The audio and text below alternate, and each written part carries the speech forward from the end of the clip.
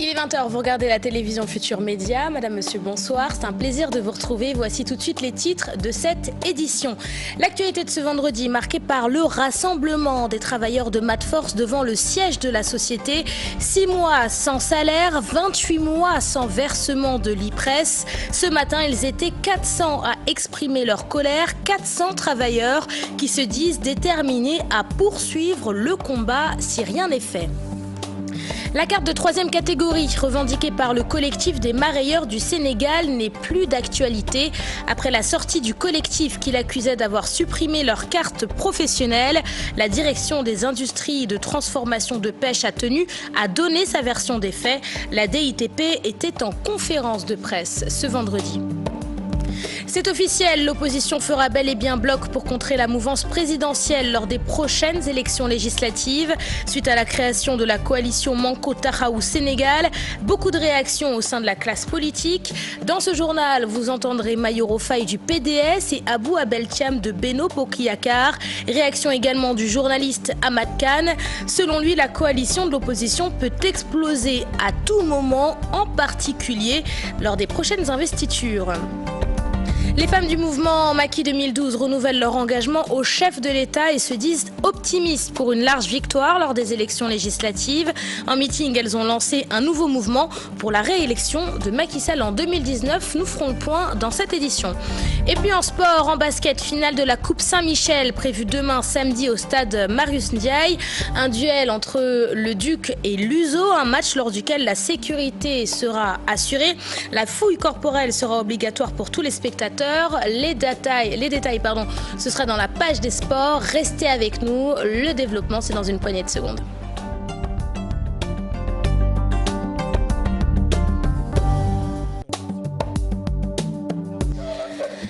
Bienvenue à tous et merci de vous informer sur la télévision Futur Média. 6 mois sans salaire, 28 mois sans versement de l'IPRES. Les travailleurs de l'entreprise Matforce sont en colère et ils l'ont démontré ce vendredi matin. Devant le siège de la société, 400 travailleurs se sont rassemblés pour exprimer leurs revendications. Ils exigent le paiement de leur salaire et se disent déterminés à poursuivre le combat si rien n'est fait. Fatou Bintou Conté et Diafar Abba. Les travailleurs de Matforce ont décidé de se faire entendre pour obtenir le paiement de leur salaire qu'ils n'ont pas perçu depuis 6 mois. Décidés de croiser le fer avec le directeur général, ils se sont rassemblés ce vendredi devant le siège de la compagnie. Les employés sont très fatigués et sont même dans un désarroi total. Comment des travailleurs peuvent-ils vivre avec 5 mois d'arriérés de salaire sans couverture maladie depuis le 31 décembre 2016, avec 28 mois de cotisation IPRES non reversés. En plus de tout cela, la direction recrute des prestataires à la place des travailleurs embauchés. Aucun employé n'a reçu son bulletin de paie durant cette année 2017. Le refus total du PDG de communiquer sur les difficultés que traverse la société. Actuellement, ces travailleurs sollicitent l'aide de l'État car leur famille commence à se disloquer. Trop difficile parce que le personnel est dans un désarroi total, parce que des familles se sont disloquées. Quand votre femme ou votre aller à l'école, c'est un problème. Voyez-vous. Donc, en tout cas, notre croyance en ce moment, c'est que seul l'État peut venir en aide à cette entreprise. Ces travailleurs de Matforce, face aux difficultés dont ils sont confrontés, pointent un doigt accusateur au directeur général. Les entreprises privées nationales qui sont en difficulté sont laissées avec leur propre destin. Il n'est pas raisonnable que cette entreprise qui embauchait plus de 400 employés soit mise à genoux par une seule personne. Je veux nommer M. Momodou Sol, actuel PDG, sans que l'État ne lui vienne en aide avec ses employés. En tout cas, c'est le rôle de l'État. Mécontents, ces travailleurs comptent se battre jusqu'à leur dernière énergie pour obtenir gain de cause. 2 morts et 13 blessés, c'est le bilan de ce drame à Djifangor, un village situé à 5 km à l'est de Ziguinchor, sur la route nationale numéro 6.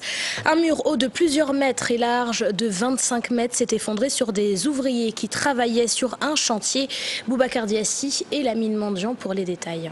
Cette pelleteuse à l'œuvre est à la recherche d'éventuelles personnes prises au piège dans ces décombres. Un mur de cette nature, haut de plusieurs mètres et large de 25 mètres, vient de s'effondrer sur des ouvriers, faisant un mort sur le coup et 14 blessés graves. Nous poursuivons les recherches, mais nous n'avons rien trouvé pour le moment, parce qu'ils nous ont dit qu'ils ne savaient pas le nombre d'ouvriers travaillant sur ce chantier. Le corps du défunt et les blessés sont évacués à l'hôpital régional de Ziguinchor. Sur place, l'un d'eux succombe à ses blessures, les parents des autres sont dans le désarroi, les ordonnances sont nombreuses, ils n'en peuvent plus. J'ai mon fils qui fait parmi les victimes, c'est là qui ont subi l'accident. Il a 4 fractures, c'est-à-dire qu'il y a beaucoup d'entre eux qui sont dans une situation vraiment alarmante.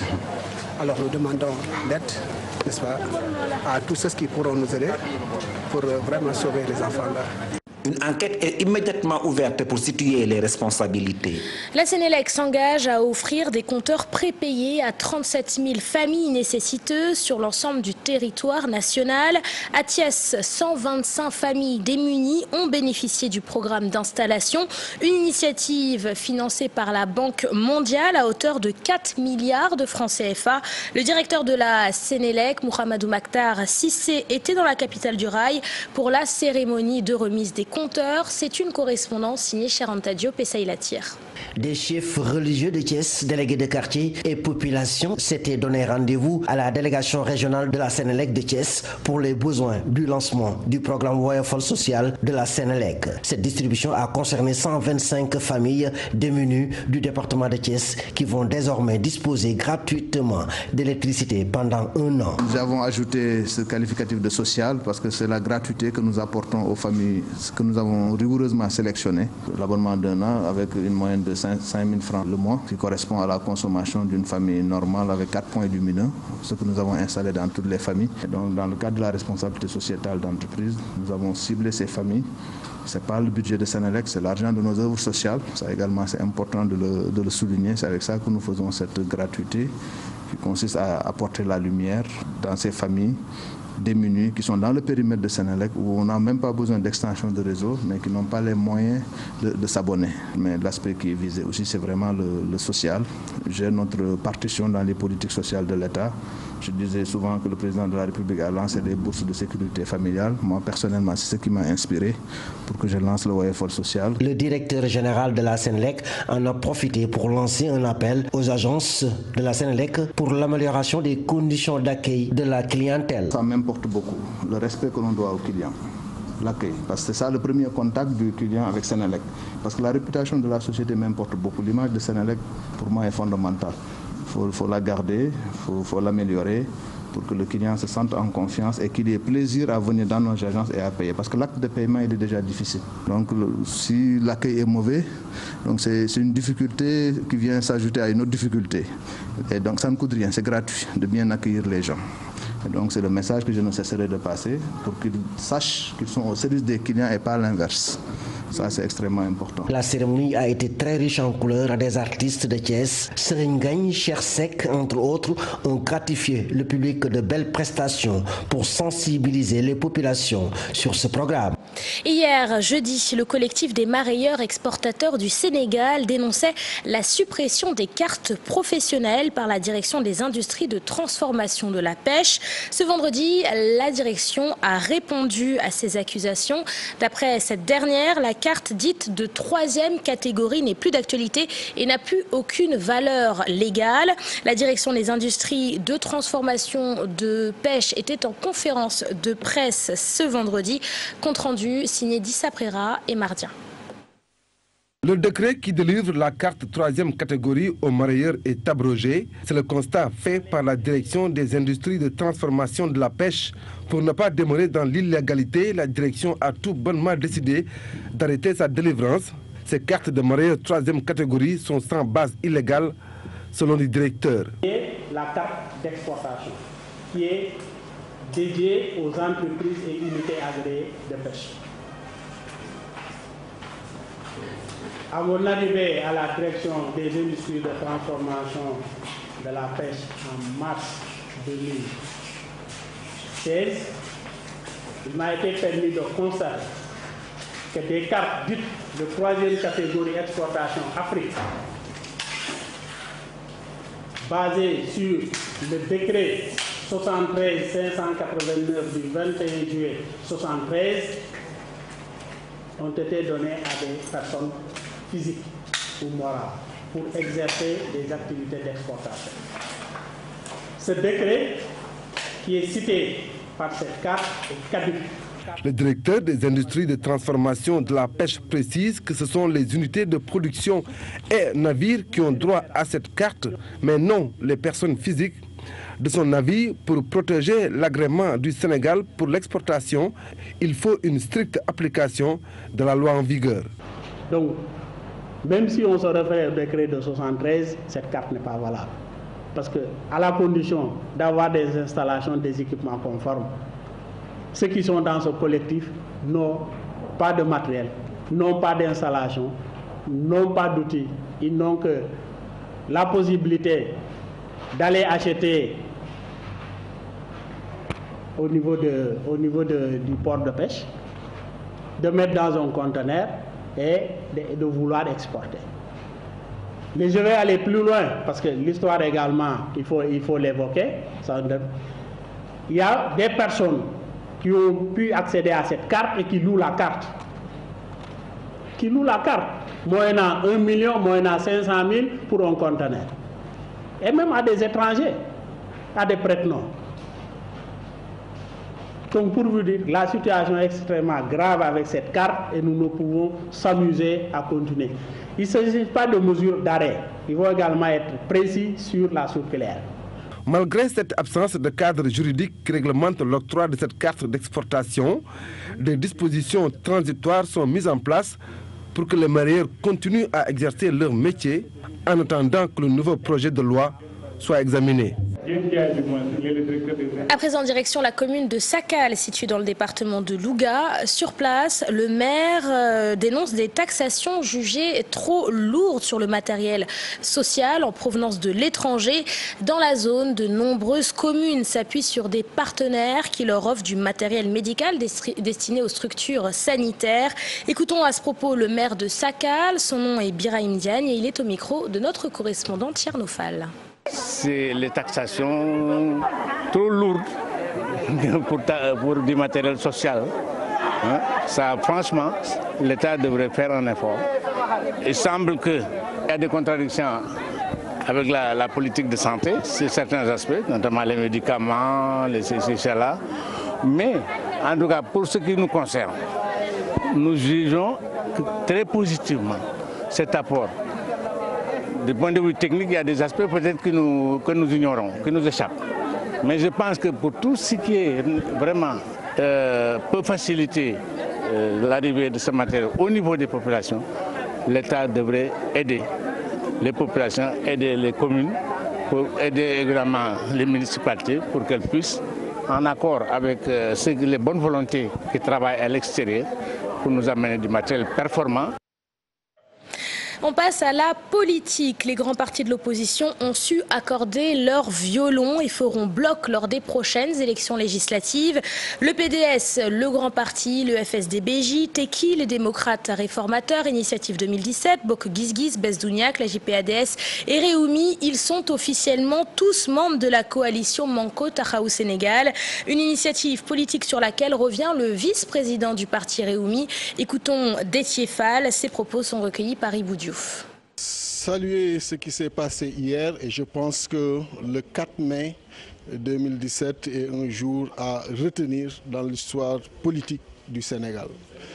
Pour la première fois, une si grande coalition composée de 6 grands leaders à la tête de 6 grandes formations politiques donc, a été mise sur pied. C'est la première fois qu'une telle coalition a été mise sur pied. Et c'est le lieu de saluer vraiment le dépassement historique des leaders de l'opposition. Parce que beaucoup de personnes, surtout ceux qui sont du pouvoir, ont toujours pensé qu'il était impossible d'asseoir une si grande coalition. Ce qu'il y a lieu de soulever, ce sont les objectifs que nous avons cités et qui se trouvent sur la plateforme, à savoir l'amélioration des conditions de vie des Sénégalais, à savoir la bonne gouvernance, surtout sur les questions liées au pétrole et au gaz, la défense des libertés et des droits des citoyens, mais également le renforcement de la démocratie. Ce qui est important, c'est que voilà une coalition sérieuse de l'opposition qui vient d'être mise sur pied pour s'orienter vers les différentes préoccupations. Et il fallait s'y attendre. Cette nouvelle coalition de l'opposition est au cœur de l'actualité politique de ce vendredi. Beaucoup de réactions du côté de l'opposition comme celui de la mouvance présidentielle. D'après Mayoro Faye du PDS, le retour d'Abdoulaye Wade fait peur au régime en place. Dans ce reportage, vous entendrez également Abou Abel Thiam, membre de la mouvance présidentielle, Pape Faraning et Younous Diatta. Manko Taxawu Sénégal, une coalition de l'opposition significative pour faire face au régime de Macky Sall aux législatives. Cette coalition regroupe à son sein 10 partis pour alléger les souffrances des Sénégalais, d'après eux. Cette coalition est motivée réellement par la situation que traverse notre pays. C'est une situation très difficile, déplorée tous les jours par les Sénégalais qui avaient élu Macky Sall. Il y aurait les conditions de vie des populations, garantir une bonne gestion des ressources naturelles de notre pays, proposer aux Sénégalais de voter la liste de cette coalition qui pourra nous permettre au moins de redresser la barre. Une coalition qui n'ébranle nullement la mouvance présidentielle. Selon Abou Abel Thiam, cela résulte de la conspiration de Doha. J'ai appris comme tous les Sénégalais que les messes basses de Doha ont accouché de ce qui ressemble plus à un cartel de vaincus qu'à une coalition qui pourrait emporter l'adhésion des Sénégalais. Il s'agit d'un rassemblement de gens qui ont été battus et sanctionnés. Et les Sénégalais ont en fraîche mémoire de ce qu'ils ont commis lorsqu'ils étaient au pouvoir. Cette coalition avec les ténors de l'opposition fait-elle peur? Vous avez parfaitement raison, Abdoulaye Wade fait peur. Rien que le nom de Abdoulaye Wade dans une coalition, ça fait peur. Dans une coalition de cette nature qui ratisse large, fait peur au régime. Si un président qui devrait aujourd'hui d'ailleurs goûter à un repos mérité, compte tenu de son grand âge respectable et respecté, il y a là-bas Idrissa Seck, il y a qui d'autre, Malick Gakou. Tout ça, c'est un conglomérat de personnalités politiques qui ont été défaits par le président Macky Sall. Une union historique de l'opposition pour imposer une cohabitation au régime de Macky Sall. Mais pour la majorité, ce cas de figure n'est pas pour demain.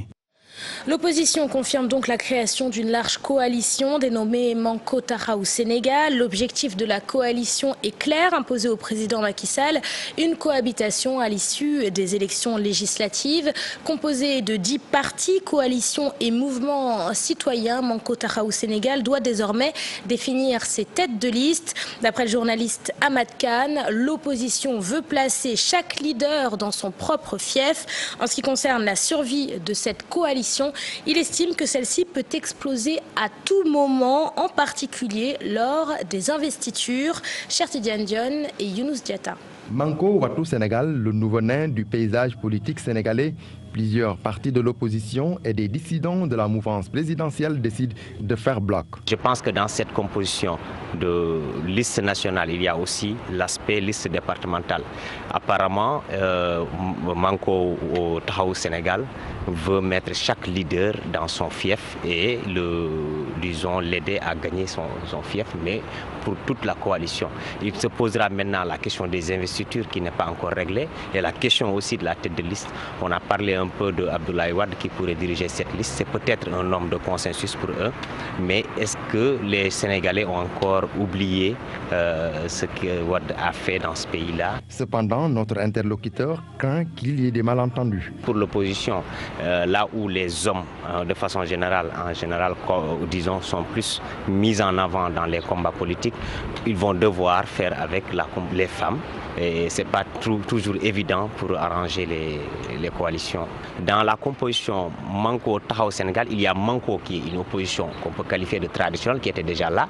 Et il y a Tahaou Sénégal en réalité qui ne porte que l'image de Khalifa Sall. Comme en politique, le maître mot reste la majorité. La nouvelle coalition va imposer la cohabitation au régime en place. Aujourd'hui, c'est peut-être le consensus ou les négociations qui ont abouti un peu à faire une coalition pour vendre aussi, pour profiter de l'image ou la victimisation de Khalifa Sall, pour faire gagner un peu. Pour moi, c'est du marketing politique dans la composition et même dans la vente de cette image Manko Tahaou, pour dire qu'ils sont unis. Il y a Khalifa Sall, il y a aussi les oppositions, les opposants traditionnels qui sont là. Une sorte de consensus. Ils vont aller à l'assaut de l'Assemblée nationale. Mais attention à la forteresse Benno Bokk Yakaar qui n'a pas encore dit son dernier mot. Mais surtout parce qu'en fait, il s'agit d'élections, au-delà de la liste nationale, d'élections aussi départementales. C'est officiel, 10 partis de l'opposition se sont regroupés au sein de la coalition. Objectif, tenir tête à la mouvance présidentielle. Je vous le disais en titre, en meeting hier, jeudi, les femmes du mouvement Macky 2012 réaffirment leur soutien au chef de l'État. Mously Diakhaté et ses camarades se disent optimistes quant à une majorité présidentielle à l'Assemblée nationale et pour la réélection du président en 2019. Pour la réélection de Macky Sall en 2019, c'est d'ailleurs le nom du nouveau mouvement qu'elles ont lancé, Fatima Taba et Younous Diatta. Les femmes de Macky 2012 en ordre de bataille pour préparer les législatives et donner un second mandat au président Sall. Il faut nous rendre à la base, dem les points et les repoints, dem kuréel, def des débats, waxtaan ak Sénégalais yi, wax ne li le président Macky Sall li mu diggee woon ak Sénégalais yi suñu ko joxee mandat jox ko majorité dana doon 100%. Il s'agit pour elle de donner une nouvelle majorité à Monsieur le Président de la République, à la mouvance présidentielle, aux élections de juillet 2012 et de lui donner un deuxième mandat en 2019. Mously Diakhaté et compagnie recadrent l'opposition. Pour elle, une cohabitation à l'Assemblée nationale est impossible. Accès ay discours yu gën a waaye le président Macky Sall mi ngi yoon di fexe réaliser promesse yi mu joxoon Sénégalais yi depuis 2012. La cohabitation est une chimère. La Constitution sénégalaise confère au président de la République de définir et d'appliquer la politique de la nation.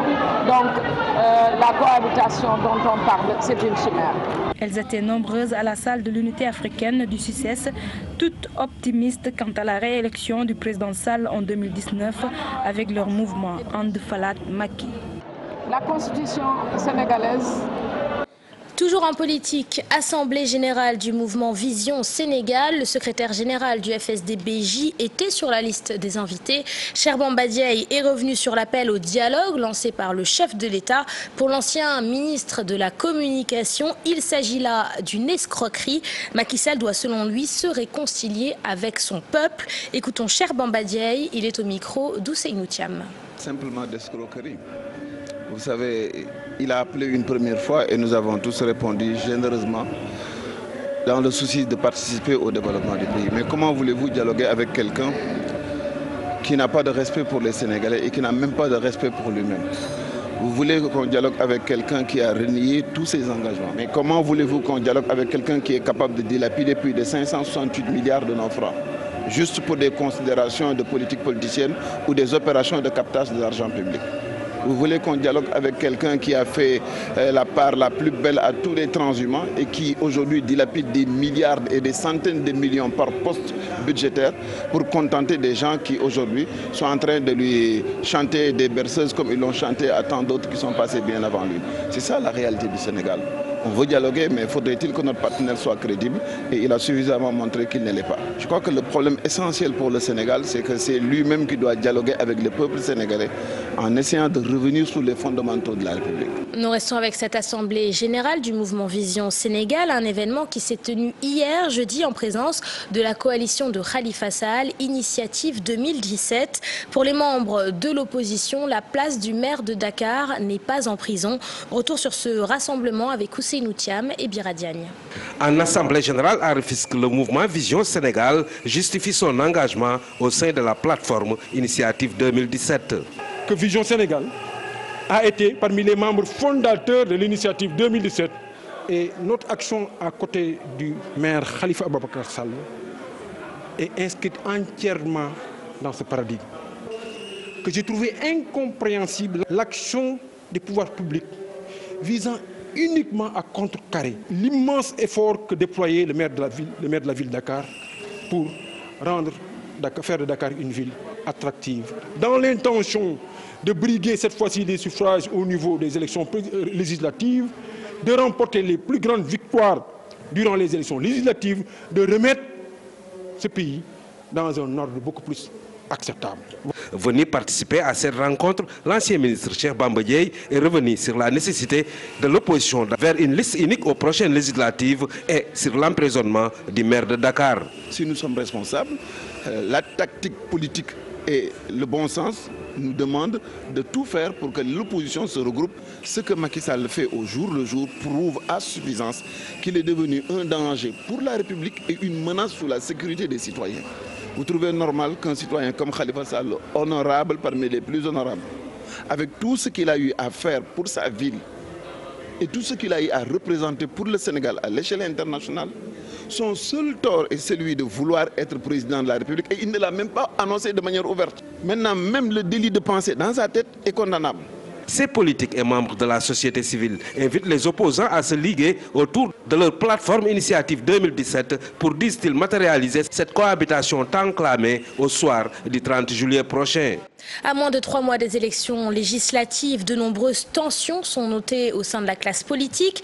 Opposition et majorité s'attaquent par presse interposée. On note également des querelles de positionnement entre des membres du même parti politique. Alors que pensent les citoyens sénégalais de tout ça? Quel est leur ressenti face aux déclarations de nos hommes politiques? Réaction avec Aïssatou Paye et Diafar Abba. Invective, gros mots. Les politiciens se lâchent à leur façon. Débat non policé, les Sénégalais désapprouvent totalement. S'ils doivent se critiquer, donc le peuple n'ira pas loin. Si on dit émergence, c'est parce qu'on doit avoir l'esprit émergé. Donc je pense que ça ne doit pas être le cas de s'insulter. Ils doivent de dire des gros mots. Non, ça je ne suis pas d'accord. Vraiment, c'est quelque chose de honteux. Ils ne nous respectent pas du tout. Ils font ce qu'ils veulent et pensent que ce pays est un gâteau à partager. Ils ont vraiment tort. Ils ne se soucient de personne. Le principal souci des populations, des leaders, à l'écoute de leurs préoccupations. Je suis jeune, je suis menuisier de profession et rien ne va. Nous ne vendons rien. Nous souhaitons avoir du travail pour vivre décemment. Responsabilité partagée selon ce monsieur, les citoyens appelés à plus d'égards quant à leur choix de leurs gouvernants. Depuis l'indépendance, on a toujours ces mêmes politiciens qui reviennent. Ils racontent toujours la même chose et c'est toujours entre eux.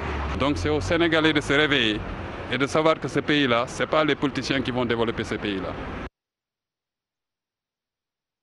Législative de 2017 à Sédhiou, une trentaine de candidatures sont annoncées pour 5 sièges. Dans la commune de Goudomp, on réclame un poste de député. Dans la localité de Bunkiling, les apéristes demandent à ce que Ahmad Cissé ne fasse pas un 5e mandat.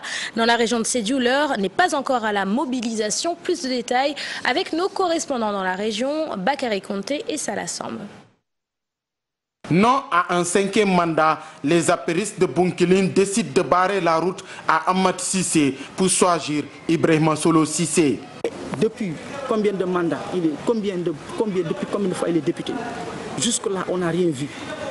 Rien du tout. Pas les jeunes, les femmes. Il n'y a rien. On ne le voit même pas. Donc, on ne peut pas toujours reconduire Ahmed Cissé. Non, non, non. Ça, c'est des choses qui sont révolues. Vous savez, je vous ai dit que la politique a changé maintenant. La politique a changé. Maintenant, on a besoin des hommes qui développent leur cité. Mais on n'a pas besoin des jeunes qui reculent leur cité. Ce n'est pas possible. On peut pas, la population ne peut pas se réunir, te donner leur voix pour que tu ailles à l'hémicycle. En retour, il n'y a rien. Il n'y a pas de développement. On ne te voit même pas. Ça, c'est pas possible, ça. Le département de Goudomp est aussi trop divisé. Goudomp commune réclame un poste de député.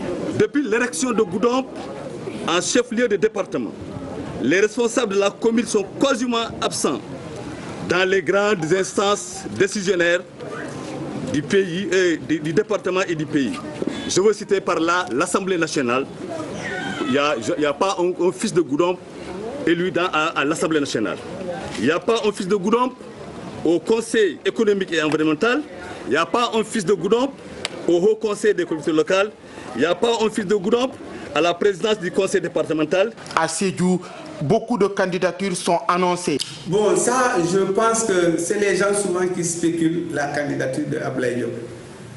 Mais Abdoulaye Diop, même s'il disait que, s'il était là et qu'il disait candidat, je lui ai dit que monsieur le maire, je préfère que vous renoncez pour porter ma candidature.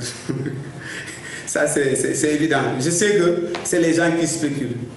Mais en tout cas, moi, dans mes échanges avec Abdoulaye Diop ne m'a jamais signifié vraiment son intention de candidature. Dans tous les 3 départements de la région de Sédhiou, on enregistre une trentaine de candidatures pour 5 sièges. Du sport avec la finale de basket de la Coupe Saint-Michel qui se joue demain samedi au stadium Marius Ndiaye entre le Duc et l'Uzo. La Ligue de Dakar veut une sécurité sans faille. C'est ainsi que la fouille corporelle sera obligatoire pour tous les spectateurs. Là-dessus, voilà une information de Cheikh Tidiane Diao donc, qui a interviewé le président de la Ligue de basketball de Dakar et un élément que nous aurons peut-être l'occasion de vous mettre dans nos prochaines éditions. NBA Academy Africa s'implante à Diambar, à Sali. La convention a été signée hier, jeudi. L'académie qui compte regrouper les meilleurs basketteurs du continent dès l'âge de 14 ans compte démarrer ses activités dès la rentrée prochaine. Cheikh Tidiane Diao et Younous Diatta. Le basket s'invite à Diambar. L'Institut de football de Sali va abriter l'Académie NBA Afrique dès la prochaine ouverture. Aujourd'hui marque l'ouverture officielle et surtout avec la signature de l'accord entre Seed Project, notre partenaire sur le projet, et l'Institut Diambar, où nous allons installer notre élite avec une infrastructure qui va ouvrir les portes dès la rentrée scolaire. Le président de Diambar, qui espère une collaboration fructueuse, compte mettre à la disposition des formateurs un cadre propice pour le développement des jeunes pensionnaires. Aujourd'hui, nous voici en train de faire du basket et d'être proche de ce qui se fait de mieux dans le basket au monde, de compétences, d'un niveau d'organisation sur lesquels nous aurons tout intérêt effectivement à nous ouvrir et à féconder toutes les différentes méthodes qui peuvent exister, tant d'un point de vue suivi médical, préparation physique, travail de récupération, organisation, parce que dans l'organisation tactique du basket, on peut récupérer un certain nombre de choses en ce qui concerne le football. Et je pense que les impacts dans quelques années vont être extrêmement importants. NBA Africa Academy, c'est aussi une équipe de formateurs qualifiés. L'ancien international et expansionnaire de la WNBA, Astou Ndiaye, en fait partie. Je suis spécialiste technique, j'ai des obligations dans le terrain parce que j'étais ancienne joueuse, mais aussi en dehors du terrain. La majorité, je peux dire, c'est à 70-30 ou à 60-40. Mes responsabilités en dehors du terrain et ma responsabilité dans le terrain. Donc je suis on and off the court. L'Académie NBA Afrique, qui va accueillir des jeunes de 14 ans, compte former de grands basketteurs, mais surtout des hommes instruits. C'est la fin de cette édition, merci de l'avoir suivi, merci de votre fidélité. Prochain rendez-vous de l'information, c'est à 0h avec le tout en images. Je vous souhaite de passer un excellent début de week-end et vous donne rendez-vous demain pour le journal de 20h.